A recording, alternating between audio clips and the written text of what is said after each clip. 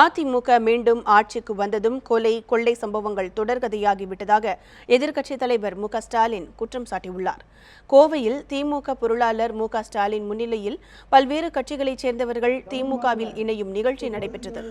இதனைத் தொடர்ந்து நிகழ்ச்சியில் பேசிய அவர், திமுக பலமிக்க எதிர்க்கட்சியாக திகழ்வதாகவும் தோல்வியைக் கண்டு என்றுமே திமுக துவண்டதில்லை என்றும் தெரிவித்தார்.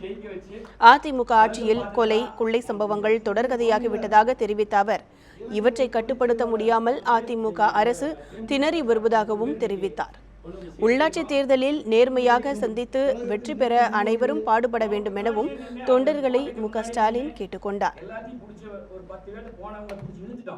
இந்த 2 மாதத்திலே தொடர்ந்து பத்திரிகைகளில் நாளொரு மேடையும் பொழுதொரு வண்ணமுமாக வந்து கொண்டிருக்கக்கூடிய செய்திகள், தொலைக்காட்சிகளாக இருந்தாலும் சரி, வார பத்திரிகைகளாக இருந்தாலும் சரி, காலை பத்திரிகைகளாக இருந்தாலும் சரி, மாலை பத்திரிகைகளாக இருந்தாலும் கொலை கொள்ளை கற்பழிப்பு என்ற செய்திகள் இல்லாம இன்றைக்கு செய்தித்தாள்களும் கிடையாது, தொலைக்காட்சிகளும் இல்லை. அந்த அளவிற்கு ஆட்சிக்கு வந்து இந்த 2 மாதத்திலே தொடர்ந்து பார்த்து கொண்டிருக்கிறோம்.